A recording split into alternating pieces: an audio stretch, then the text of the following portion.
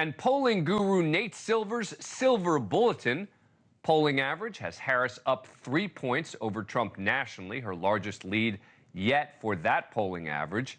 And it has Harris in the lead for most of those same swing states as Cook does, but also has her leading in Nevada. Georgia remains a draw, and unlike Cook, Trump leads in North Carolina by about a point in that assessment. So how reliable are these polls, and what could happen from here? Let's ask Nate Silver, co-founder of polling aggregation website 538, once named one of the world's 100 most influential people by Time magazine. He now has his own Substack, Silver Bulletin. He also has a new book out this week called On the Edge, The Art of Risking Everything, which we'll ask him about in a minute. Nate, great to have you here. All right, so do you currently have Harris as the likely winner as of today, or do you still have it as a toss-up? Well, Dan, the election's not today. If you had the election today, then she would be favored. But we should remember that polling is sometimes inaccurate, as it was in 2016 and 2020 as well. But she has certainly put Democrats in a much stronger position than they had under Joe Biden. I mean, Biden was trailing by 4 points in our national polling average when he dropped out. Harris is now up 3, so a 7-point swing reflected to some greater or lesser degree in all the important swing states as well. You mentioned about the accuracy of the polls. And, it's the question I get all the time, and I direct it to people like you who actually know what they're talking about. So the question is, how accurate are these polls? Have they gotten better from 2016, 2020, or even 2022? 2022 was a good year for polling, one of the most accurate years in history. You had some Democrats complaining about polls underestimating their numbers, but they were pretty good in most of the races. But look, anything within 3 points, 3 to 4 points, is what I call a normal margin of error, meaning that on average the polls are off 3 to 4 points, and you just don't know until it happens which direction they'll be off in. So Harris is not outside of that safety zone by any means at all right now. She's the favorite, but it's like, having a field goal lead at halftime of a football game. You'd rather have the field goal lead than not, but there's a long way to go, and the lead might not hold up. Now, you mentioned 2022, right?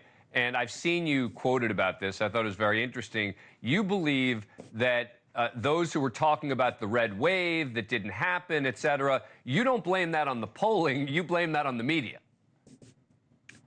Yeah, I blame that on a media narrative and people trying to outguess where the polls would go. People had memories of 2020, and so they assumed you just have to tack on 2 points to Republicans' numbers in all these Senate races, and that proved to be inaccurate. And so, don't try to outguess the polls. We have this error margin, which is wider than the polls tell you.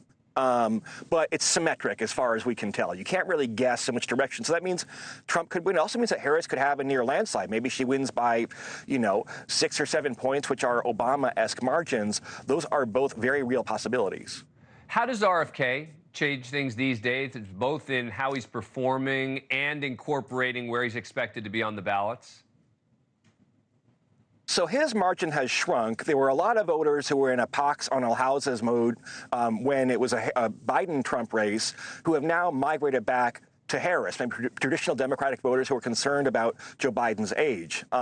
As best as we can tell, and we crunch all these numbers, RFK now takes more votes from Trump than from Harris. I mean, he's anti-vax, he's anti-establishment, and that's overcoming the Kennedy name and that brand. So, Democrats, for example, wanted him off the ballot here in states like New York. That lawsuit's been successful for now.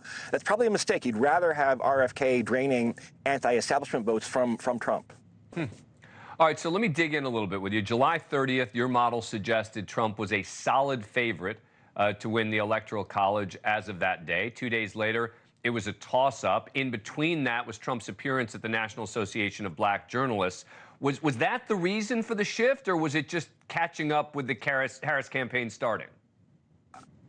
Yeah, well, I would dispute that characterization. It went from like 38% Harris to 44% or something, right? It's not that big a swing. But I think it is a catch-up phenomenon to some degree where we didn't have a lot of polling of that race initially, but also, Trump has made a series of mistakes. He is campaigning on some very bizarre themes. They clearly were unprepared for a switch in the candidate, which they should have been prepared. They let J.D. Vance get defined negatively. They let Tim Walz get defined positively, and they have been off their game like no campaign I've seen in a long time. 538, which you launched and then sold, has suspended its presidential election forecast since Biden dropped out. A notice on the site says it is waiting until Harris does become the clear presumptive nominee for the Democrats. You know, it does seem she's got the delegates she needs. You think that that is a politically motivated effort? I don't believe it's politically motivated. I believe their model was broken, and they may not be reconciling with the fact that their model, I mean, the model had Biden at 50-50 even after the debate, which doesn't pass the smell test. So I think they're maybe leaving it off because it's not a credible product. So subscribe to Silver Bulletin instead. Thanks for watching. Go to joinnn.com to find NewsNation on your screen. And don't forget to click the red subscribe button below to get more of NewsNation's fact-driven, unbiased coverage.